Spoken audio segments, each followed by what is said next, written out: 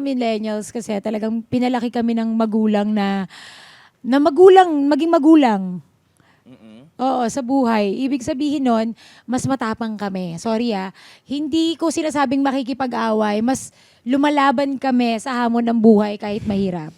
So, kami yung, kaya Kita yung naman laging yun. sinishare ko na pumapantay ako sa mga Gen Z kasi yun yung mga kaibigan natin. So, more on ako, nagpapayo sa kanila na dapat dadaanan mo lang yan, tatawiran mo lang yan kasi lahat naman dumadanas ng mga anxiety, dumadanas ng mawawalan ng work, pero lahat yung dadaanan mo lang. Ang importante, be still, that you know that there's a big God na mag-guide sa'yo Yeah. everywhere you go.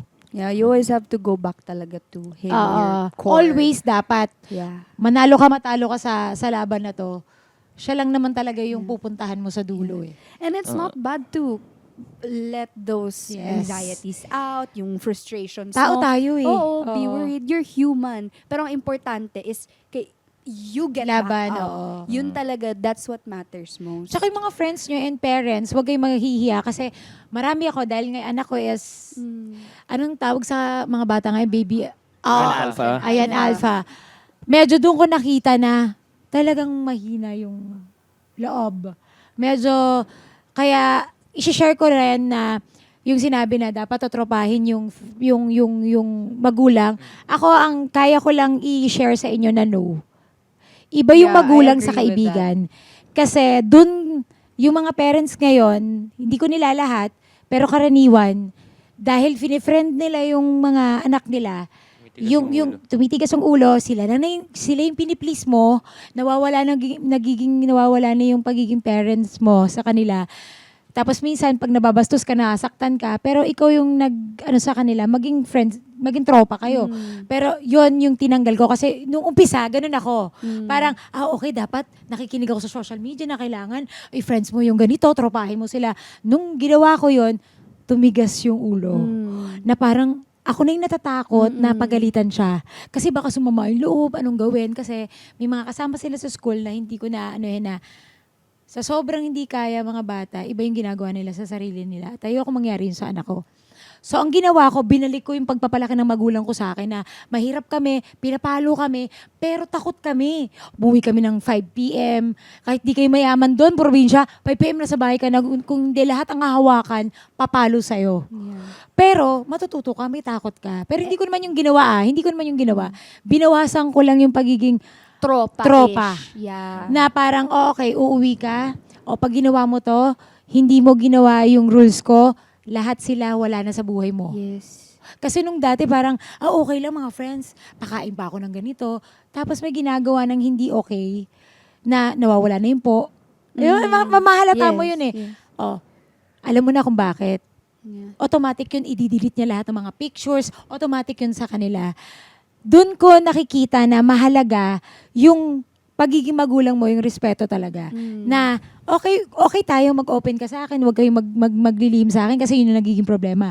Ngayon, nung nakausap mo sila about doon, nagiging open na sila, nandun pa rin yung respeto nila na sinusunod nila yung rules mo. Yes. Because you can still be a good parent even if nag-open up sila sa'yo. Kasi hindi lang naman sila, tayo mga tao, hindi lang tayo nag-open up sa mga tropa lang. If more than that, we have to open up to our parents pa nga eh. And maganda din yung point mo, Ate Sugar, na because obedience comes with discipline. And with your friends, with your tropa, you don't obey them as much because they don't discipline you naman eh. That's why nawawala yung opo, ganito, ganyan. So there's really a difference between being a parent or being parents and tropa, 'di ba? Kasi pag tropa talaga, banding eh. Alam mo yun, yung Oo. wasakan kayo ng kwentuhan, alam mo yun. Oo. Pero pag pinasok mo talaga yung pagiging magulang doon ka na, dapat talaga, yun yung nag-guide sa'yo. Parents talaga. Hindi naman unang papasok yung mga bata sa school eh. Kundi yung mag-guide doon, magulang talaga. Kung paano sila huhubugin ng panahon. Talagang malaki yung tungkulin ng isang magulang sa pagpapalaki ng mga anak.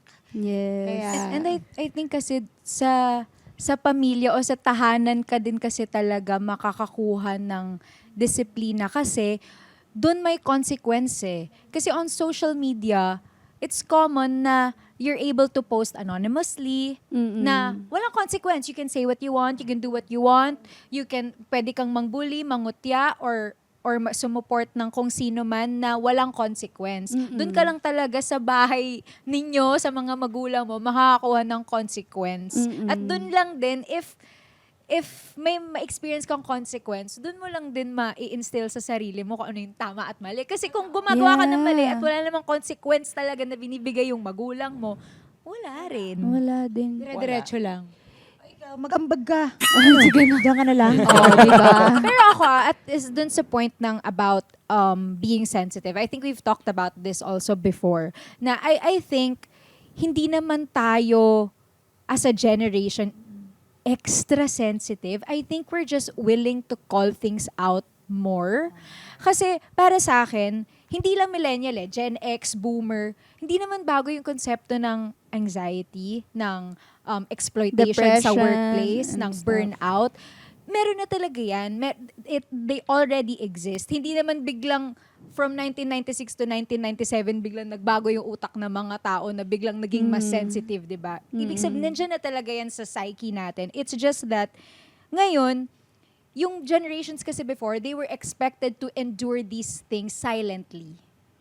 'Di ba? Siguro yun din yung para sa akin is as a generation, yung trabaho natin is to make things better for the next generation. So kung kayo na-force kayo na lunukin lang yung mga iniinda ninyo, na laban lang, ganyan, siguro may makikita din tayong positive side dun sa fact na kami naman as a generation, we're willing to fight for kung ano yung nararamdaman namin. We're willing to be more open kapag we feel like na e-exploit kami, na nagagamit kami, pag may nakikita kami na hindi maganda. And I think as a generation also, kami, parang we're empaths in the sense na yung we're willing to call things out para sa ibang tao.